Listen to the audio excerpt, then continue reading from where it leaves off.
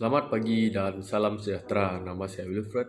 Pada pagi ini saya akan berkongsi sedikit berkenaan dengan kerja amali 3. Kerja amali 3 ini melibatkan dua proses amali.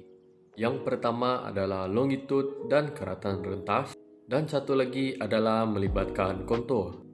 Bagi kedua-dua amali ini, yang menggunakan pakai alatan yang sama, iaitu auto label, staff, tripod serta pita tape sepanjang 30 meter. Tanda rujukan yang digunakan pada amali kali ini adalah TBM K0190 berserta dengan new TBM yang telah berjaya diperolehi daripada proses amali 2. Okey, untuk itu kita akan bergerak untuk bahagian pertama dahulu, iaitu berkenaan dengan longitud dan keratan rentas. Okey, apakah itu keratan rentas?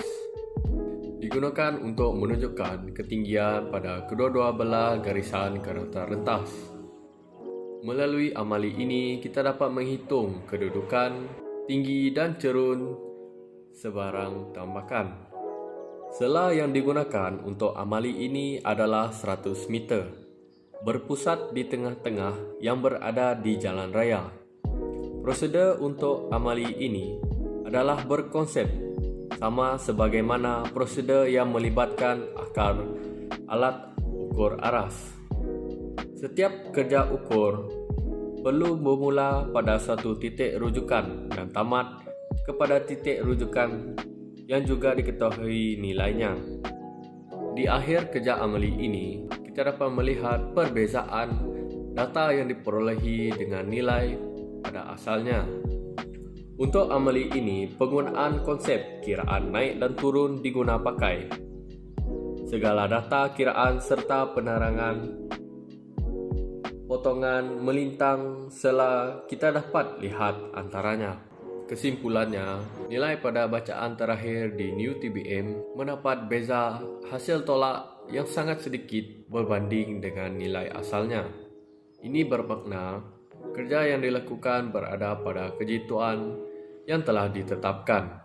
Melalui hasil data yang telah diplotkan, kita dapat simpulkan dua keadaan, iaitu terdapat 3 titik yang hampir sama rata nilainya merupakan bentuk jalan raya, dan di sebelah kanan setiap gambar rajah terdapat satu titik yang menunjukkan penurunan yang sangat drastik. Ianya merupakan kawasan longkang kerana kedalaman longkang dengan tanah terdapat beza yang sangat tinggi. Okey, setelah itu kita akan beralih kepada bahagian kedua. Amali pada bahagian 2 ini adalah melibatkan kontur. Kontur digunakan untuk menunjukkan ketinggian pada titik-titik yang berada dalam sela yang sama. Melalui kontur ini, kita dapat melihat permukaan sebenar yang berada di atas permukaan bumi di sesuatu kawasan. Sistem kontur yang digunakan adalah sistem langsung. Penggunaan petak grid digunakan semasa amali yang mana keluasan grid sebesar 30/30 meter itu akan dibahagikan kepada 9 buah bahagian. Semua data yang diperolehi akan dimasukkan ke dalam borang pengiraan Kalimantan.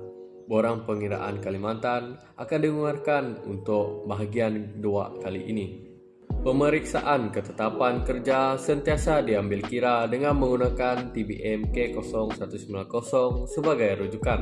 Berdasarkan data yang diperolehi, setiap kotak grid yang telah dibahagi akan dikira lagi mengikut pecahannya dengan menggunakan formula segitiga yang telah diberikan. Kesimpulannya, setelah data yang diperolehi diplotkan ke dalam graf, semua sela yang berbeza hanya 1 meter akan disambungkan mengikut sela yang sama.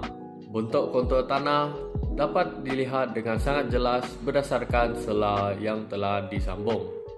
Kita dapat melihat bahawa kawasan kiri grid mempunyai sela yang lebih tinggi, manakala kawasan di sebelah kanan mempunyai sela yang lebih rendah. Jadi itu saja yang saya dapat kongsikan berkenaan dengan kerja amali 3, iaitu pada bahagian pertama melibatkan longitud dan keratan rentas, dan bahagian kedua yang melibatkan kontur.